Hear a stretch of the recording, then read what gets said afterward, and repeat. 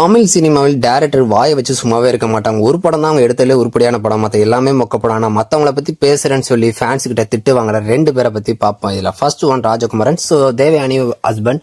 So இவர் எடுத்ததுல ஒரு படம் தான் நல்ல படம், அது நீ வருவாயனன்னு அஜித் சார் நடிச்சுவாங்க. மற்ற எல்லாமே சுமாரான படம் தான். ஆனா அவர் இப்ப ரீசெண்டா டைரக்டர் மகேந்திரனை திட்டிருக்காரு. அவர் எடுத்த உதிரி பூக்கள்லாம் எனக்கு அந்த அளவுக்குலாம் ஆகாவோம்லாம் இல்ல அப்படின்னு சொல்லியிருக்காரு. உதிரி பூக்கள் அவர் எவ்வளவு லெஜெண்டான மூவி எல்லாம் எடுத்திருக்காரு. ஆனா இவர் ஒரு படம் தான் அவர் எடுத்தது, எல்லாமே மோஸ்ட்லி சூப்பர் படம் தான். முள்ளு மலரும், ஜான், அப்புறமா உதிரி பூக்கள் மாதிரி சொல்லிக்கிட்டே இருக்கலாம். அதுக்கடுத்து விக்ரம் எல்லாம் நடிக்க தெரியாது, அவருக்கு 2 மாதிரி தான் நடிக்க தெரியலாம் சொல்லியிருக்காரு. வாயை வச்சுட்டு சும்மாவே இருக்க மாட்டாரு. இவர் எப்பயுமே பேசினாலே அவரை ஃபேன்ஸ் தூக்கி போட்டு அடிப்பாங்க மற்றவங்க ஃபேன்ஸ்.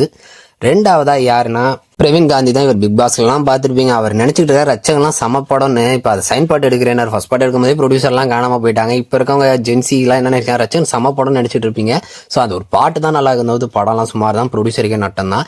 இப்பயுமே இவர் வாய் வச்சு சும்மா இருக்க மாட்டார். மத்தவங்களை பத்தி பேசுறேன்னு சொல்லி இவரை எப்பயுமே தூக்கி போட்டு குத்துறது தான் ஃபேன்ஸோட வேலையே.